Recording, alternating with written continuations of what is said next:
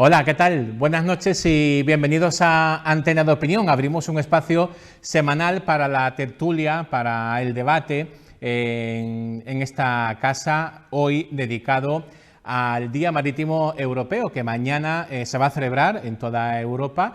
Y bueno, ya hoy han comenzado algunos de los eventos que están teniendo lugar en torno a esta cita que puso en marcha hace ya más de una década la Unión Europea, básicamente para destacar y resaltar los logros y los progresos en torno a los mares y a los océanos. Nosotros tenemos mucho que decir de este asunto porque estamos en un entorno eminentemente marítimo. La provincia de Cádiz tiene una alta presencia tanto en el Mediterráneo como en el Atlántico y eso bueno, pues es motivo también de celebración de este programa que esta casa pone en marcha, tenemos que decir, en colaboración con la Asociación Generación Europa de Andalucía, con quien nosotros estamos colaborando, ellos con nosotros con ellos, para realizar este programa, como decimos, en el que queremos resaltar y poner en valor los mares y los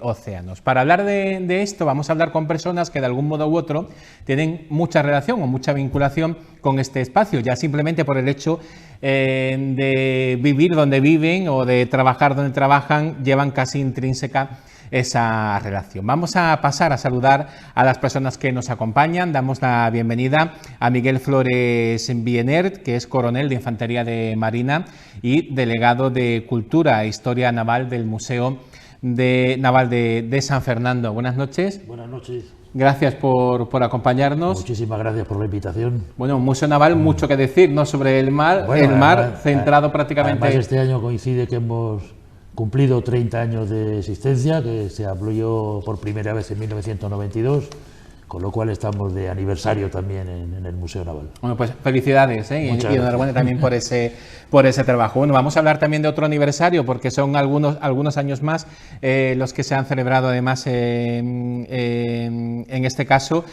Damos la bienvenida a Jesús Alonso Pérez, decano territorial del Colegio de Ingenieros... Vicedecano, territorial del Colegio de Ingenieros Navales y Oceánicos de Cádiz. Jesús Alonso, buenas noches. Buenas noches. Gracias también por acompañarnos y también habéis tenido celebración recientemente, ¿no? Pues sí, la verdad es que estamos este año, bueno, ya en el 2020 se celebró los 250 años de la creación del Cuerpo de Ingenieros de Marina, que de alguna manera es el origen de los ingenieros navales. Y este año hemos conmemorado en la UCA el 250 aniversario de la enseñanza. Y por otro lado, también este año se va a celebrar el 60 años de la creación del Cuerpo de Ingenieros Navales Civiles del Estado. Y también, 50 años. Y también se va a celebrar los 60 años en octubre de la creación de la Escuela de Ingenieros Navales y Oceánicos de aquí de la UCA. Bueno, os van a faltar fechas en el calendario para tanta celebración y efeméride. Eso es bueno, cumplir años y además hacerlo en estado de buena salud, como tiene tanto el Cuerpo de Ingenieros como la propia universidad o la Escuela Superior de Ingeniería, siempre es motivo de celebración. Bueno, no sé si mientras que estábamos hablando, nuestro siguiente invitado estaba pensando a ver cómo podía buscar una cifra redonda también para el colectivo que representa hoy en este programa. Daniel López Marijuán, miembro de Ecologistas en Acción. Buenas noches. ¿Qué tal, Isabel? ¿Alguna efeméride que celebrar? No, ninguna en particular, salvo que el mes que viene es mi cumpleaños, nada más. Bueno, eso también es para celebrar. Celebrar eso, desde luego, es muy interesante. Bueno, pues evidentemente Ecologistas en Acción, como otras muchas entidades que trabajan en el ámbito de la ecología, de la preservación del medio ambiente y que tienen en el entorno natural su principal objetivo, ¿no?, de defensa, también tiene mucho que ver en estos momentos. Además, cuando hablamos de mares y océanos, en unos momentos podemos decir complicados, que se habla tanto o que es una realidad, el cambio climático o el maltrato que muchas veces damos al entorno en el que vivimos. Bueno, economía azul sostenible para una recuperación verde. Ese es el lema que ha elegido la Unión Europea para la celebración de este European Maritime Day, el Día Marítimo de Europa, un evento anual de 2 días, hoy y mañana, que será 20 de mayo, cuando se celebren los principales eventos para pues debatir, realizar acciones conjuntas sobre asuntos que tienen que ver con el mar. Lo primero, es algo que se está celebrando desde hace aproximadamente algo más de 10 años. Era necesario crear un foro en este sentido. Europa, un continente bañado prácticamente entero, la mayoría de países de la Unión Europea tienen costa. ¿Era necesario crear un foro de algún modo para poner política común en este sentido? Bueno, en mi opinión, realmente sí, porque siempre es bueno trabajar en equipo, la unión hace la fuerza y evidentemente también es interesante el intercambio de ideas, opiniones y trabajos incluso que se han ido llevando a cabo en cada una de las partes. No cabe duda que cada uno puede complementar el trabajo del otro y se pueden estudiar soluciones conjuntas, por llamarlo de alguna forma, para darle un empuje mucho mayor entre todos los países miembros de la Unión Europea, evidentemente. No sé si compartís también la misma. Sí, bueno, yo creo que sí. Además, de hecho, tanto en el colegio tenemos creada pues una comisión para poner en marcha el hidrógeno en el sector naval, y por otro lado, la asociación que tenemos hecha de la nueva ingeniería en Andalucía, ASIAN, pues tenemos precisamente una plataforma creando el foro o la plataforma sobre el hidrógeno en Andalucía. Sí, que estamos de lleno metidos en ese asunto y creo que es importante, aunque también quiero hacer resaltar que creo que los barcos son los que menos contamina, me parece a mí. El tipo de transporte en barco es de los que menos contamina, pero bueno. Bueno, podremos debatir también ese aspecto, porque veíamos alguna cara de contradicción, ¿no? En este caso con Daniel López. Desde luego, lo que sí estamos, creo que casi todos de acuerdo en la necesidad, ¿no? de apostar por el hidrógeno verde, sobre todo además en esta zona de la bahía de Cádiz, tan dependiente de la industria naval, aeronáutica también. Y bueno, y con empresas muy punteras en este sector. Daniel, luego hablamos de esta reflexión, hablamos sobre la necesidad de poner en común y trabajar de forma conjunta. Y la importancia de hacer esta, digamos, efemérides es vital, porque efectivamente el océano, los mares en general, son un reservorio, por ejemplo, de materias primas que hay que explotar de forma sostenible, la misma pesca, por ejemplo, para evitar esa sobreexplotación o sobrepesca que están sufriendo casi todos los mares, y al mismo tiempo es una fuente también de energía muy potente, y además que ahora precisamente se empieza ya a desvelar, porque hasta ahora está prácticamente olvidada, ¿no? El tema, por ejemplo, el hidrógeno verde, efectivamente como propulsión para buques, puede ser una solución. El tema de la eólica marina, por ejemplo, podemos debatir también. El tema de la energía de la solar, la energía undimotriz, de una fuente de energía limpia, renovable y además permanente, que la verdad está infrautilizada, podríamos decir, y esto hay que hacerlo de forma sostenible. Y luego hay otro motivo también, y es que muchos de la población marítima vive de espaldas al mar. Es decir, desconoce mucho cuáles son esas potencialidades, incluso, salvo el turismo de sol y playa, esa belleza o esa riqueza en cuanto a recursos naturales que nos puede proporcionar. Entonces, ponerlo, como dicen los políticos, ponerlo en valor, es decir, resaltarlo, la verdad que sí hace falta, y no solamente un día, sino todos los 365 días del año. O sea, que hay motivos más que suficientes para efectivamente realzar la importancia de los mares. Sí.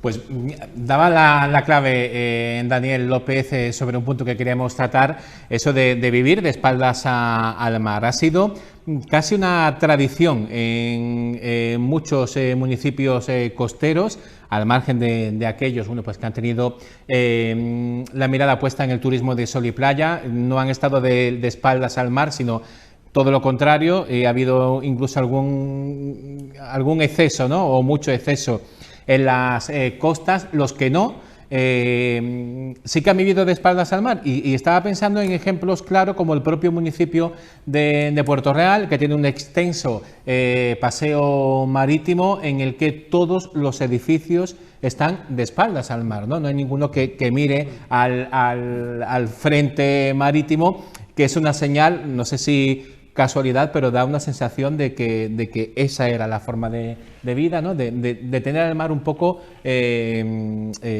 olvidado, Miguel. Bueno, es curioso porque Puerto Real siempre ha sido casi la cuna de la construcción naval, ha tenido una gran factoría de construcciones de barcos, muchos servicios también dentro de la bahía que han apoyado, tanto la Autoridad Portuaria de Cádiz como todo lo que es el conjunto de la bahía, mucha relación con San Fernando también, que prácticamente está ahí al lado.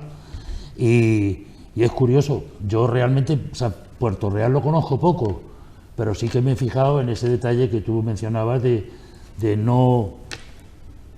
Yo la playa realmente tampoco la conozco, porque con tanta variedad de mareas que hay aquí dentro de la bahía y tal, pues tampoco sé localizarla bien en todo lo que en un principio creo que antiguamente sí que había, una riqueza tremenda de playas, sobre todo yendo hacia la parte del barrio Jarana, toda esa costa creo que era una gran playa y que se ha ido perdiendo poco a poco.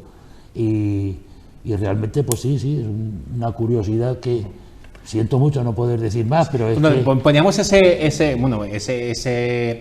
comparativa de algún modo como para ilustrar, ¿no?, de que hemos vivido de espalda al mar, olvidándonos un poco de todo lo que allí ocurría al margen de ir a tomar un baño o de la necesaria pesca, ¿no? Recuerdo cuando en mis tiempos trabajaba en Bazán, pues teníamos una dirección, una unidad de negocio que era de buques ligeros. Y los catamaranes esos que van por la bahía, eso lo inicié yo, y curiosamente vine a ver al alcalde en su día para que uno de los catamaranes, se construyeran los catamaranes y vinieran aquí al Trocadero, al Trocadero. No hubo forma. Ahora ya sí están funcionando. No hubo forma ni agua, ¿no?, para llegar en determinado momento del día, ¿no? Sí, bueno, un catamarán, la verdad es que cala poco, ¿no? Además, estamos hablando de un catamarán de 25, 27 metros y no hubo manera. Así que sí, vivimos de espalda al mar. Y ya con el tema que coincido plenamente, el tema de las energías renovables marinas, que es un gran olvidado. España en general, se ha olvidado. Vamos a hablar de eso ahora, de esas posibilidades que existen de explotar también las renovables, posibilidades y necesidades, además ahora muy de actualidad después de lo que estamos viviendo, ¿no?, con el alto precio de los suministros. Daniel, tú ya lo apuntabas, hemos vivido mucho tiempo de espaldas al mar, no sé si todavía colea esa sensación o...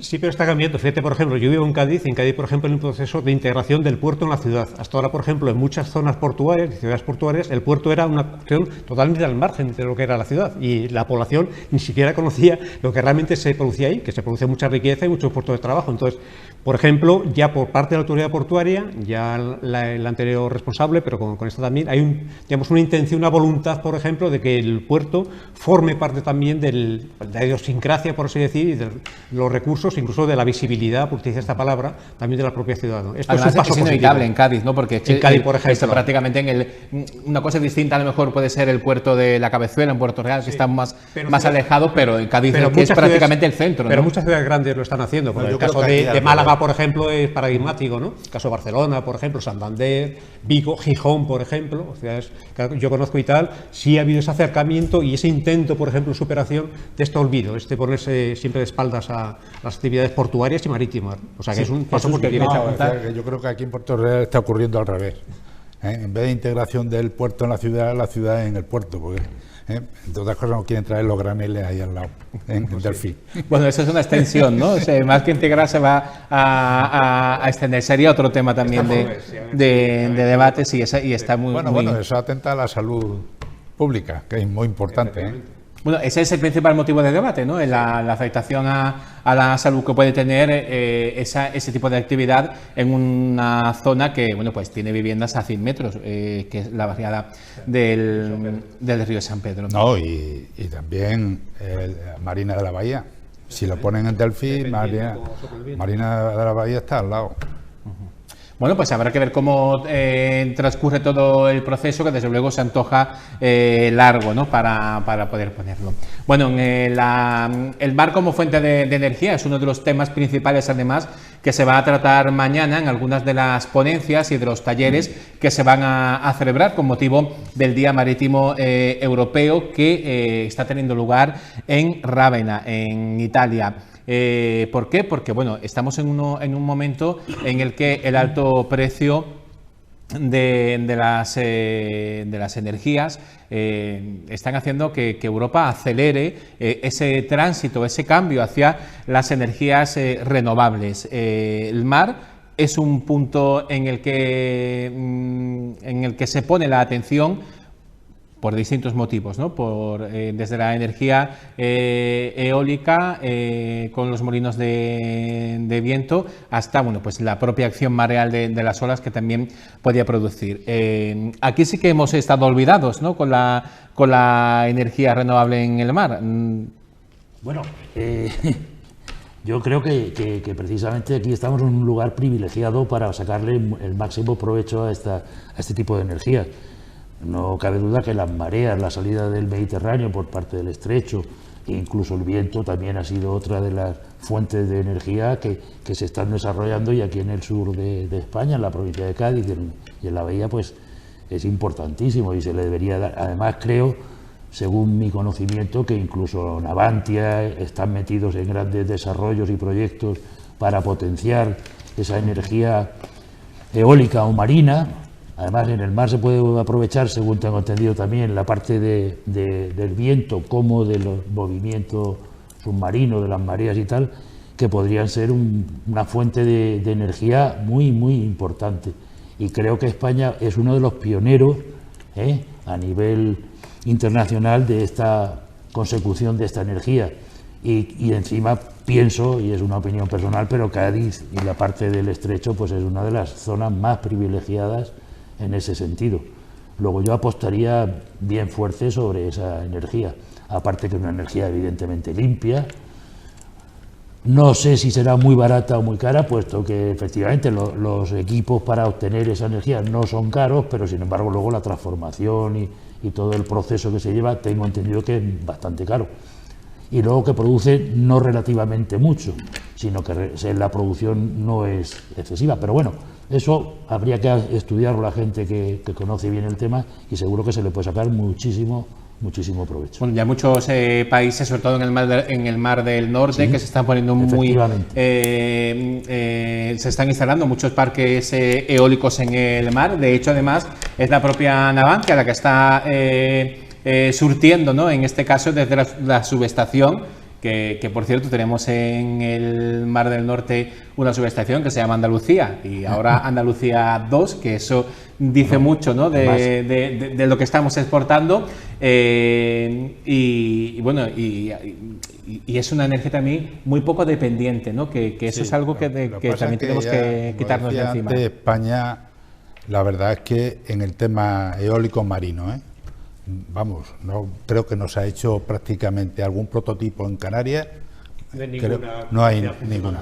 De hecho, y además, no sé si hace unos 15 años aproximadamente, se intentó lanzar un proyecto en Chipiona, en las Cruces del Mar, las famosas Cruces del Mar, que era poner parque eólico marino, pero fijo al fondo. Porque se necesitan, creo que entre 40 y 50 metros como máximo de profundidad. Y no se pudo, porque muchas fuerzas vivas se opusieron, por el tema del turismo, por el impacto visual, ¿no?, que podía ser. El impacto visual. Y ahora, pues, bueno, España también, porque para hacer parques eólicos marinos es el Estado, la Administración Central, quien tiene que sacar, pues hacer un estudio de las costas y dónde van a ir todos los parques. Y eso hasta ahora, no sé si ya está hecho. Está a punto de salir. Pero no se había hecho, con lo cual nadie podía poner un parque eólico marino porque no estaba delimitada las zonas. Pues creo que sería una buena oportunidad en Cádiz de poner, aunque sea flotante, porque es que también la plataforma española de costa no permite tampoco muchos sitios para colocar parques eólicos fijos al fondo. Creo que lo de Chipiona y no sé si por Castellón, algún lado, no me acuerdo exactamente.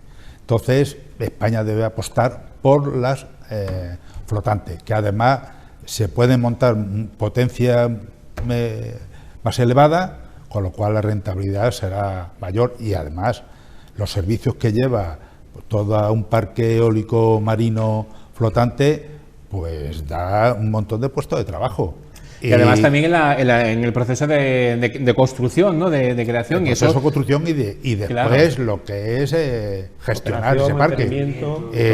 Se necesitan barcos auxiliares, en fin, las subestaciones, la conexión a tierra. Es decir, que es bastante importante y si nos pudiéramos en Andalucía y en concreto en Cádiz apuntarnos a ese carro sería muy bueno.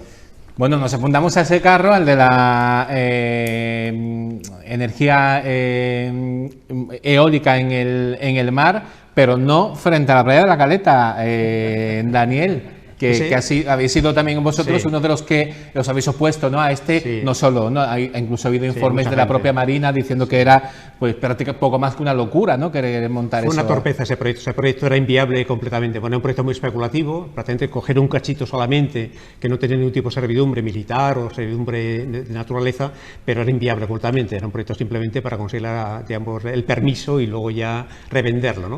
Un proyecto que ya conocemos mucho. Pero no significa, por ejemplo, que la eólica marina flotante no haya venido para quedarse, que es lo que estamos diciendo, ¿no? Porque tenemos un potencial magnífico y todo el problema que tenemos de esa plataforma continental, en esta chicha que tenemos, se soluciona con la eólica flotante. Podemos alejarlo 50 o 100 kilómetros, por ejemplo, de la costa. Evidentemente encarece lo que es el cableado, ¿no? Para luego lo que es la conexión eléctrica, ¿no? Pero, por ejemplo, hay muchos proyectos ya funcionando en España con mucho rechazo social. En Almería, por ejemplo, hay uno, aprovechando la térmica que ha dejado Endesa y aprovechar todas esas subestaciones y toda esa infraestructura para hacer una eólica flotante. En el Cabo de Creus, en Gerona, hay otro proyecto, en Finisterre hay 2 proyectos también, o sea que la eólica flotante, efectivamente, es más cara, es cierto, pero también la intensidad de los vientos y la frecuencia es mucho mayor que en tierra, porque no hay ningún tipo de orografía, ¿no? Con lo cual, al final, bueno, y aparte la tecnología es propia, efectivamente, es que toda la cadena de valor de la eólica marina la podemos hacer directamente en puerto, en tierra, y sin tener que depender, en el caso de la fotovoltaica, dependemos de los paneles que son chinos, ¿no? Pero es que toda la cadena de valor de la eólica es tecnología propia,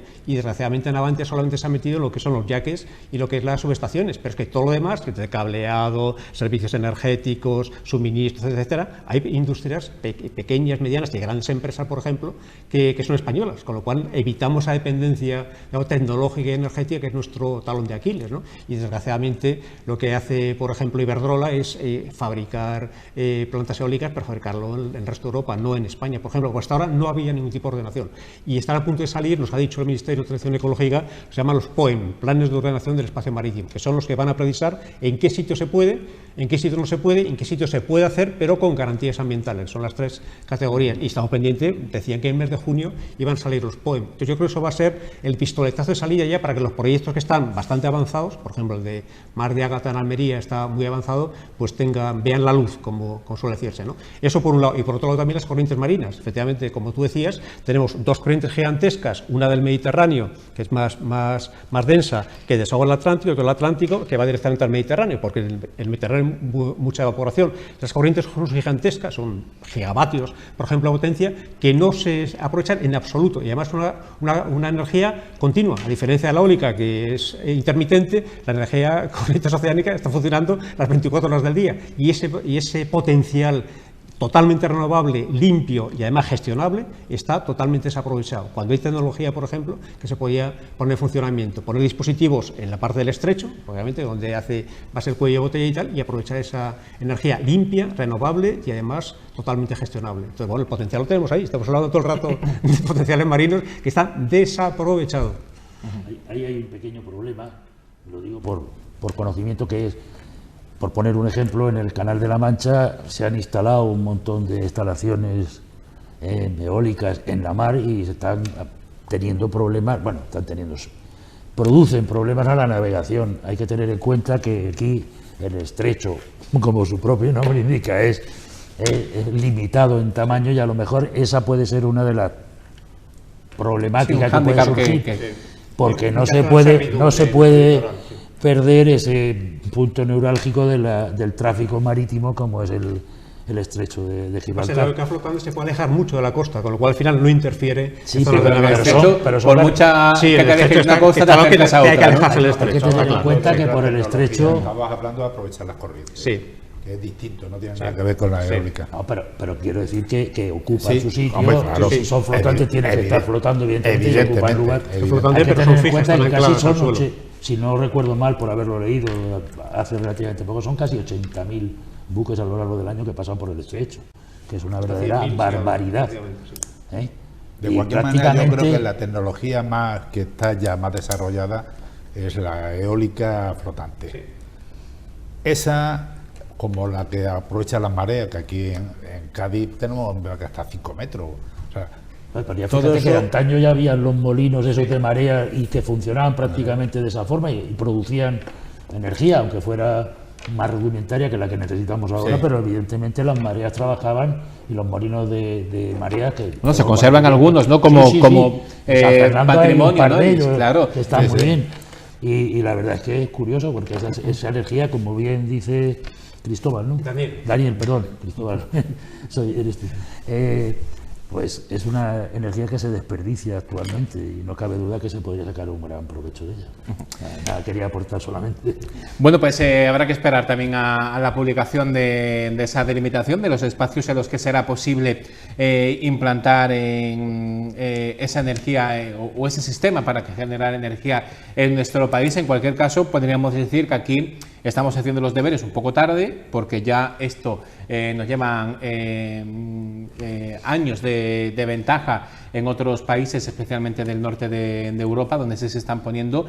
Quizás foros como el Día Marítimo Europeo sirvan precisamente para poner en común estas propuestas, para que países que ya lleven pues un camino recorrido cuenten sus experiencias y sirvan como ejemplo. Esto es un ejemplo más de lo que decíamos al principio, de la necesidad que hay de crear foros en este sentido.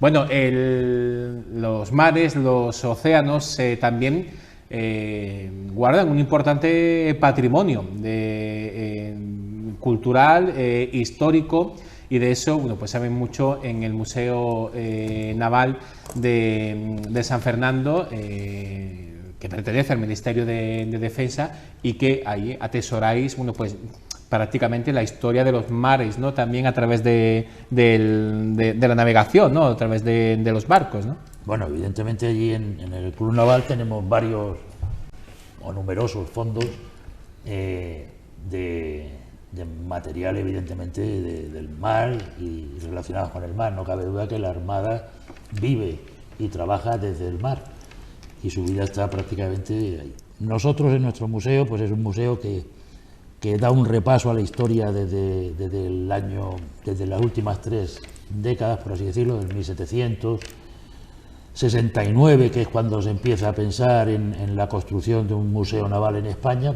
Precisamente estaba pensado que fuera aquí en San Fernando, pero los avatares de la historia y ya empezábamos el siglo XVIII, que no fue muy afortunado para España en ese momento, pues aunque se fueron recuperando y recopilando material para el museo, más bien enfocado a la enseñanza naval, pues al final se fundó en Madrid, a mediados del siglo XIX ya.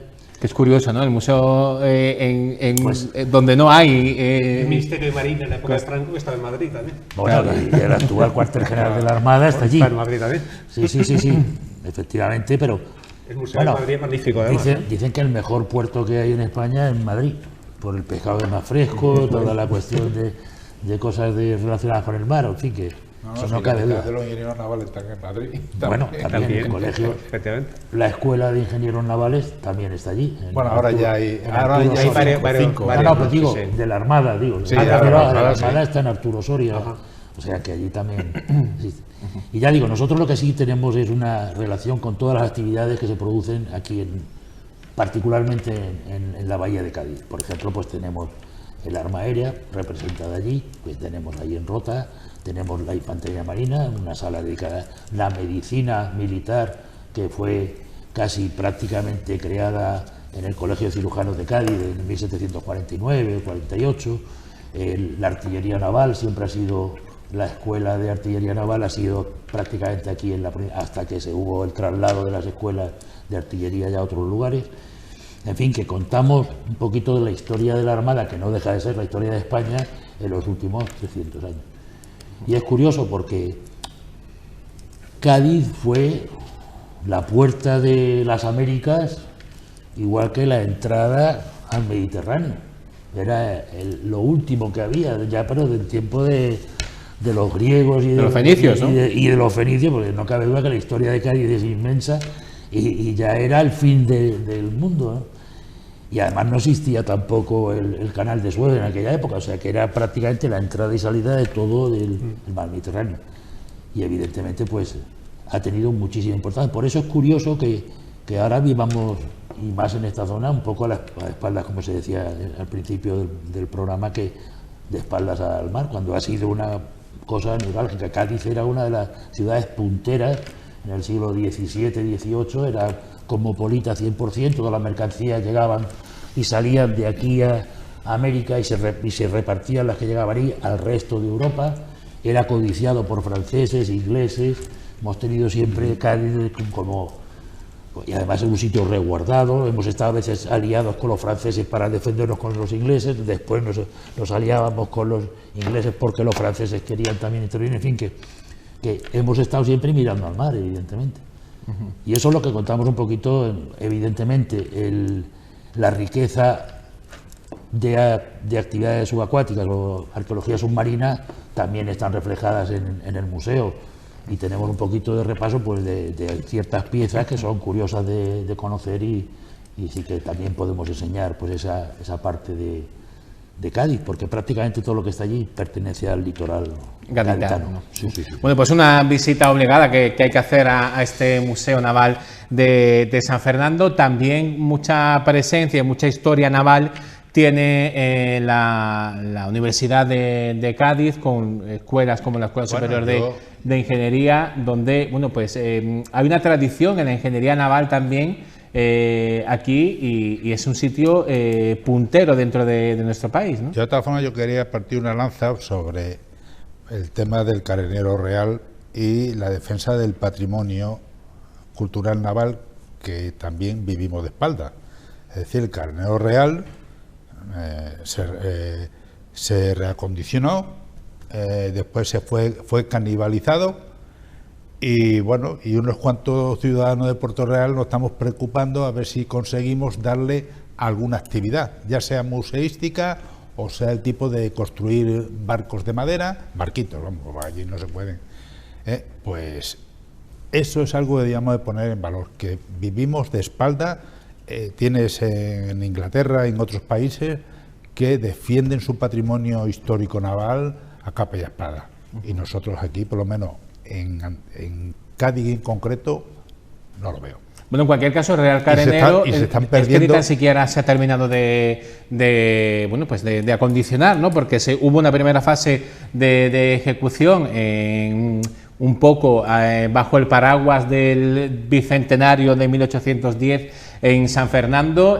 Una primera fase se entregó al Ayuntamiento de Puerto Real, creo que lo recepcionó un poco a medias porque había obras sin culminar. Es que ni tan siquiera hay un acceso, ¿no?, para llegar desde Puerto Real a la Real Carenero, y desde entonces, bueno, pues ha sido objeto de expolio, ¿no? Se han llevado hasta las lozas del suelo, que tienen un importante valor histórico, ¿no? Y al final es un espacio recuperado que no se lleva está todo el dando camino para que utilidad. se tenga que volver a recuperar en breve, ¿no? Y además, lo que digo, o sea, no debemos olvidarnos que esta es una de las zonas con más historia marítima o naval de España, y es una pena que no cuidemos el patrimonio, nuestro patrimonio, y se estén perdiendo, pues no sé, Calafates, Carpintero de Rivera, se está perdiendo, y porque no le prestamos atención, ni desde las instituciones ni desde la ciudadanía. Esa es la realidad. Entonces, bueno, pues creo que ese es un tema, es poco importante en cuanto, vamos a decir,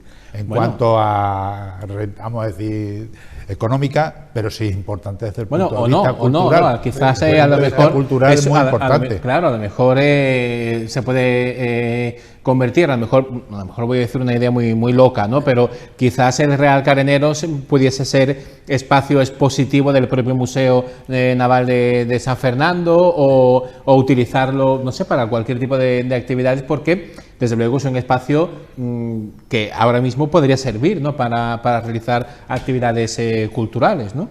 Yo no soy gaditano, quiero decir, yo soy como un público más de esto. Yo creo que el Carenero tiene un pequeño problema, que es la situación, porque no pertenece a San Fernando, pero prácticamente está en San Fernando, y sin embargo está lejos de Puerto Real, porque está allá apartado en el puente Zuazo, ¿no? Entonces yo creo que ese es el problema que hay, porque una administración a lo mejor tiene más interés que otra, pero claro, como está metida en otros terrenos, no se pueden, iba a decir pisar la bota, porque es una expresión militar, pero bueno, no se pueden pisar el terreno, la influencia que tiene cada uno de ellos. Entonces, claro, por eso deja un poquito de lado el tema, porque puede ser incluso problemático. Realmente es una construcción que debería, yo desde mi punto de vista, debería defenderse y poner en pie, porque tiene una historia tremenda. Es más, casi yo podría casi afirmar que fue una de las razones del arsenal de la Carraca, porque ahí se construían barcos desde el siglo XV, del siglo incluso antes, y precisamente era el Real Carenero. Además fue uno de los núcleos de unos focos de resurgimiento de la población de San Carlos, de la población de San Fernando. Esto, el castillo de San Romualdo, y luego por la otra parte, en fin, que era gente que trabajaba allí y daba muchísimo trabajo a la gente, realmente sí. Pero yo creo que el tema este de estar alejado del municipio, que realmente, y el otro a lo mejor por querer también, y no meterse en el terreno, también, Miguel, es una opinión totalmente personal. Sí, yo te iba a apuntar, digo, también está prácticamente a la misma distancia de un municipio u otro el polígono comercial que tenemos enfrente, Tres Caminos, donde sí hay actividad que genera economía, y eso sí está interesando, y está prácticamente a la misma distancia, ¿eh? Yo creo que a lo mejor yo creo que más que cuestión de distancia es de interés económico, ¿no? Por eso digo, de las administraciones que no se ponen de acuerdo, porque siempre decimos que los municipios son compartimentos estancos, pero son incapaces, por ejemplo, de mancomunar servicios, aprovechar, por ejemplo, bienes que son patrimonio de toda la Bahía de Cádiz, por ejemplo, y ponerse de acuerdo también con el Gobierno central, demarcación de costas depende del Ministerio de Transición Ecológica, de la Junta de Andalucía, tiene competencia también en costas, y entonces tienen que ponerse de acuerdo las tres administraciones. El ejemplo, digamos, vergonzoso que tenemos de Siria es el caso del molino de Mareas de Ribarillo, ¿no? Que está abandonado desde va a caerse de un día para otro seguramente, y son incapaces durante décadas de ponerse de acuerdo las tres administraciones competentes, Ayuntamiento de Cádiz, está el término de Cádiz, Costas y Junta de Andalucía, y mientras tanto tirándose la pelota de unos a otros, y el monumento, que es de los molinos de mareas más importantes de toda Andalucía o de toda la península, cayéndose a cachos. Entonces no puede ser, ¿no? Problema de falta de colaboración y falta de espíritu mancomunado metropolitano, ¿no? De cómo hay que trabajar de forma solidaria y conjunta, ¿no? Por parte de las administraciones. El polígono Tres Caminos, el polígono comercial y tal, va muchísima gente, tanto de un sitio como de otro, porque está ahí al lado. Claro. Sin embargo, es curioso que no hay ningún autobús, por ejemplo, que vaya. No hay autobuses. Ahora vamos a tener un tranvía. Sí, tiene una parada justo enfrente. Hay un tranvía y una pasarela que en principio se va a empezar a construir en breve para salvar la autovía, ¿no? Y que esa parada del tranvía tenga sentido, porque si no, no tiene sentido ninguno. Bueno, quería hablar, y vamos a hablar de la importancia también de la construcción naval a través de los ingenieros, ¿no? De la ingeniería relacionada con el mar en Cádiz, que tiene importante tradición y además son estudios de referencia en todo nuestro país. Vamos a hacerlo enseguida, vamos a hacer una breve parada, unos segundos, y enseguida estamos de vuelta.